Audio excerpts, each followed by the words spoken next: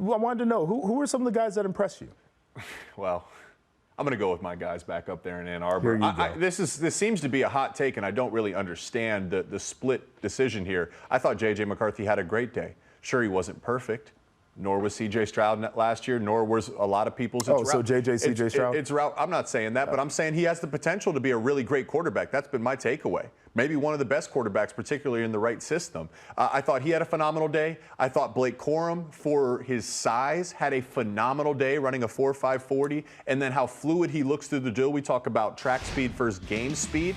A 4.53 is great for him, but then you compare him running through the bags and all of his cuts and change of direction, which is playing running back, and he looked as good as anybody out there. And just to round this up, I got to pick a tight end. Theo Johnson from Penn State. Yeah. I felt it was Brock Bowers and Sanders, the guy from Texas. Those were the two that would go first and second round. I didn't know who was going to be the third guy. Theo Johnson climbed up a lot of boards, turned a lot of heads with how athletic he looked at the combine. All right, so I want to talk about JJ real quick, and you and I had this discussion over the weekend, so you get exactly what I was getting ready to say. I was one of those people that thought that it was a little bit shaky for him to start. But the biggest thing about that is he went out there and competed, and he got much better toward the end. And that is something that I actually like to see, because it's never going to be perfect from start to finish. But if you finish better than you started, and you endure kind of some of the nerves and how sterile and quiet it can be in Lucas Oil Stadium during the Combine, I thought it was a really good performance out of him too. Certainly answered some questions, but maybe the biggest questions about him aren't things that could have been answered in the Combine setting. Now, you and I think, differ on how much value we place on Blake Corum at this point.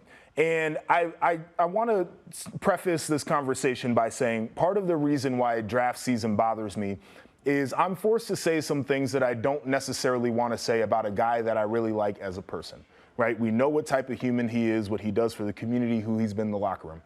But I want to have a conversation about what I think he is as a player. I want to have that conversation too. Okay, so I start just basically from the top, and you mentioned the 40-yard dash number. And I would ask the question, did that run, his 40-yard dash run, in that part alone, did that look smooth? Because it did not look nearly as smooth to me as what the drills look like. It did. No, it looked strange, Jake. Like if we're having, not the rest of his drill work, I'm talking about the 40. Because I don't think he can run like that in a game, which is why we did not see him run like that in a game all year long. The second thing for me is the conclusion that I'm trying to get to, or I had been trying to get to all year, that I finally found. I think Blake Corum is really good for what he does, but what he does is a lot of volume. And I don't think he's going to get the volume of carries, at least at the beginning of his NFL career, to replicate the amount of success that he had in college.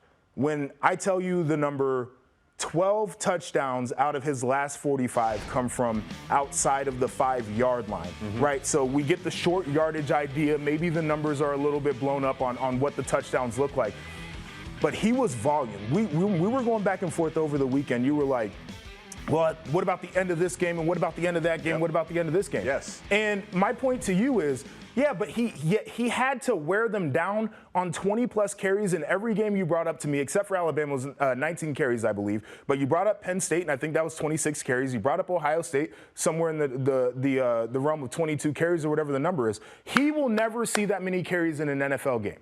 And then my final thing, and I'll let you get in, where do you put him on special teams? Because I don't see a natural fit for him on teams. Okay, real quick. Special teams, I put him at personal protector there on the He's punt 5'7", team. he can't see. But he's great in pass pro. He can't see. Yes, he doesn't need to see. He needs to scan A to A, and then you can clean up across the edge. He's great in pass pro. That translates perfectly to personal protector. Okay, he's good enough to run down. He's a physical dude. He returned kicks for Michigan and was great at it early in his career. There's places for a guy like Blake because he's a competitor. That translates to a lot of things. He's willing. He had a great quote. He said, "I'm willing to do the job if it means staying up late or getting there early." I know that about Blake. He'll do what it takes. As far as the running back goes, and this is my biggest issue with the Combine, because we start to all of a sudden put stock into straight line speed. Football's not played on a track. Football is played in short box quarters. You have to constantly change direction. Rarely do you get the opportunity to run in a straight line.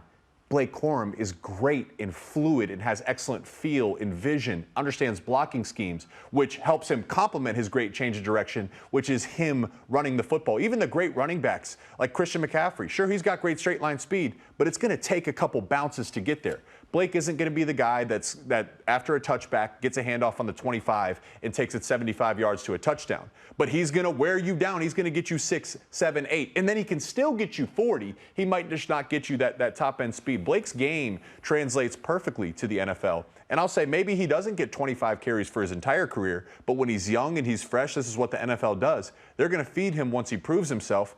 I think he'll prove himself very early on in his career. All right, so to comment on the kick returner thing, he returned, I believe, 18 total kicks. I think maybe, I don't know, 6 for punt returns and 12 for kick returns or whatever, average 25. They were against 3, 4, and 5-win teams where he had the most amount of his production as a returner. So I'd like to put I'd like to put that one to rest. And the only reason the question of what do you do in a straight line? The only reason that comes up is I watched too many times this year where he wasn't able to run away from people consistently enough. And I'll go back to last year before he even got hurt. I'm thinking about the screen pass in the Illinois game. That was one of the tightest games that they played of the 2022 season. And this man takes it and runs out of gas. There were probably 4 or 5 other premium top-tier Big Ten running backs that would have cribbed it. And he ran out of gas, and I saw that too many times. Yeah. It's a legitimate thing. And finally, I'll say this one last thing, and then I'll let you get in before we go to break, is all of the he does this well, he's a great leader, all that kind of stuff. It was the same stuff that people said about me when they were trying to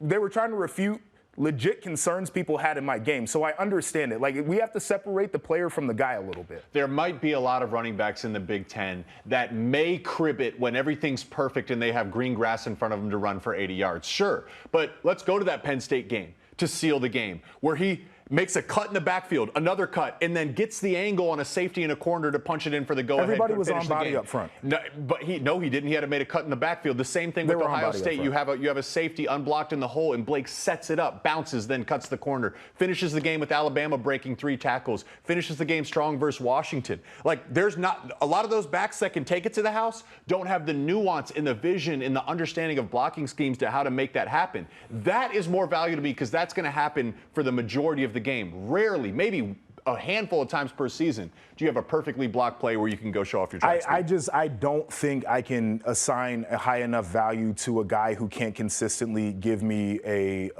20 or a 30.